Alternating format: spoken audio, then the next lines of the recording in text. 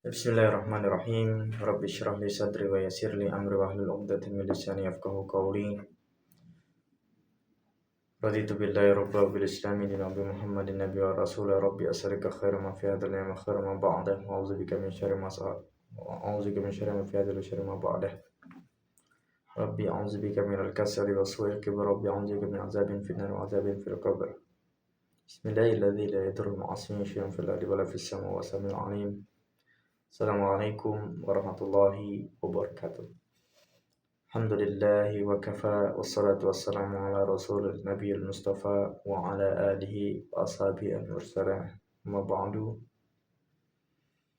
Allahumma salli wa sallim wa barik ala nabiyyina Muhammadin wa ala alihi wa ashabihi ajma'in wa man tabi'ahum bi ihsan ila yaumiddin. Amma ba'du. Baiklah, melanjutkan taklim kita pada hari ini tentang salat, hadis salat.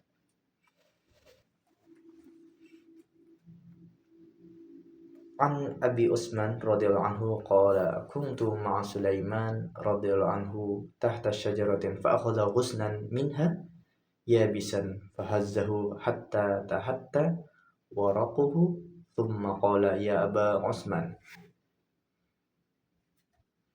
ala tas'aluni lima af'al hadza qultu wa lima taf'aluhu qala هكذا فعل بي رسول الله صلى الله عليه وسلم وأنا معه تحت الشجرة وأخذ منها غصنا يابسا فهزه حتى تحت ورقه فقال يا سلمان ألا تسألني لما أفعل هذا قلت ولما تفعله قال إن المسلم إذا توضأ فأحسن الوضوء ثم صلى الصلوات الخمسة تحتت خطاياه كما تحتى هذا الورق وقال أقم الصلاة وطرفي النهار وزلفا من الليل إن الحسنات يذهبن السيئات ذلك ذكرى للذاكرين رواه أحمد والنسائي والطبراني رواه أحمد المجتمع بهم في الصحيح الأعلى ابن زيد كذا في الترغيب. Di dalam hadis ini dari Abu Utsman radhiyallahu anhu yang menceritakan aku bersama Salman radhiyallahu anhu pernah berada di bawah sebatang pohon, lalu ia mengambil setangkai ranting. Dia mengambil setangkai ranting kering dari pohon itu dan mengguncang-guncangkan hingga daun-daunnya berguguran. Lalu ia berkata, wahai Abu Utsman, mengapa engkau tidak bertanya kepadaku mengapa aku berbuat begini? Aku pun bertanya, mengapa engkau berbuat demikian? Salman radhiyallahu anhu menjawab, beginilah yang dilakukan Rasulullah sallallahu alaihi wasallam di hadapanku ketika aku bersama beliau di bawah sebatang pohon. Beliau mengambil setangkai ranting kering dan mengguncang-guncangkan hingga daun-daunnya berguguran. Lalu beliau bersabda, wahai Salman, mengapa kamu tidak bertanya padaku mengapa aku berbuat begini? Aku pun bertanya kepada beliau, mengapa engkau berbuat demikian? Beliau menjawab, sesungguhnya seorang muslim apabila berwudu dengan sempurna kemudian sholat 5 waktu, maka gugurlah dosa-dosanya sebagaimana gugurnya daun-daun ini. Lalu beliau membacakan ayat Al-Quran surat Hud 114 yang artinya, dan dirikanlah sholat pada kedua tepi siang, pagi dan petang, dan pada sebagian permulaan malam. Sesungguhnya di amal-amal kebaikan itu menghapus amal-amal kejahatan ataupun dosa-dosa. Itulah peringatan bagi orang-orang yang mau ingat kepada Allah Subhanahu wa Ta'ala. Hadis riwayat Ahmad, Tabrani, Nasai, At-Tirmidzi.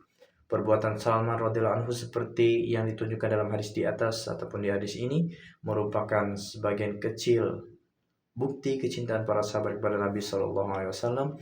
Siapapun yang dicintainya, orang yang telah merasakan manisnya cinta tentu memahami hakikat ini dengan baik. Begitulah keadaan para sahabat dalam menyampaikan sabda-sabda Nabi sallallahu alaihi wasallam. Mereka seringkali meniru perbuatan beliau ketika menerangkannya.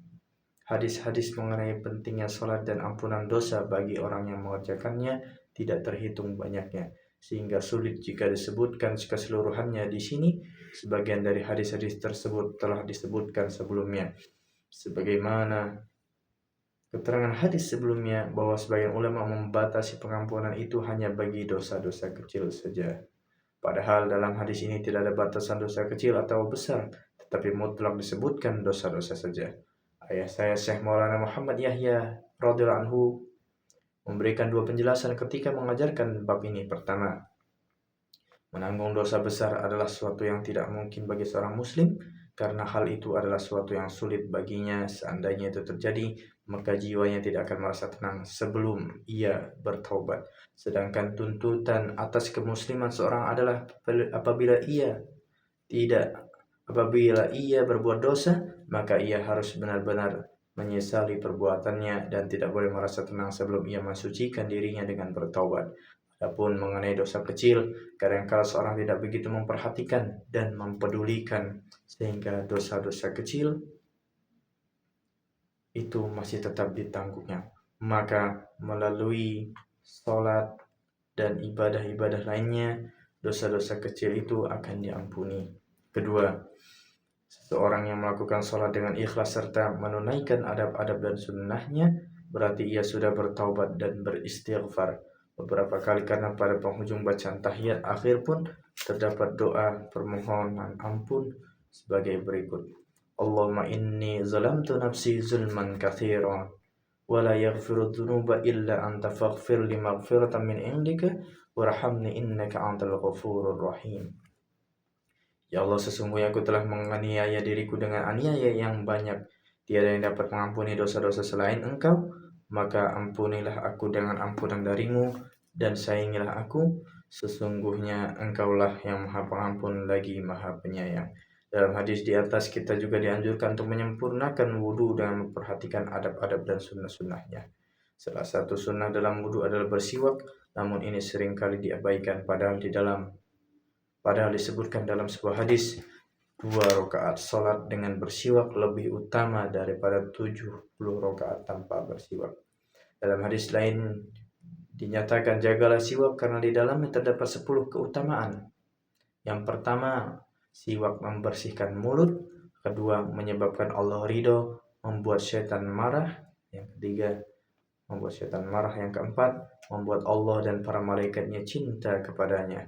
5, menguatkan gigi. 6, menghilangkan kotoran. 7, mewangikan mulut. 8, mengurangi kekuningan. 9, mempertajam penglihatan. 10, menghilangkan bau mulut. Dan bersiwak adalah sunnah Rasulullah SAW. Al-Munabbihat Ibnu Hajar. Para ulama telah menghitung manfaat bersiwak hingga 70 keutamaannya. Salah satunya adalah akan dimudahkan mengucapkan kalimat syahadat ketika meninggal dunia. Masih banyak pahala lainnya jika wudhu dikerjakan dengan sempurna. Sebuah hadis menyebutkan bahwa pada hari kiamat anggota tubuh yang dibasah air wudhu akan bercahaya, dan dengan cahaya inilah Nabi SAW akan mudah mengenali umatnya. Demikianlah taklim kita pada hari ini. Mudah-mudahan apa yang kita dengar bermanfaat dan diridhai oleh Allah Subhanahu wa taala. Amin ya rabbal alamin. Kurang lebihnya mohon maaf. Kepada Allah saya mohon ampun. Saya iri. Wassalamualaikum warahmatullahi wabarakatuh.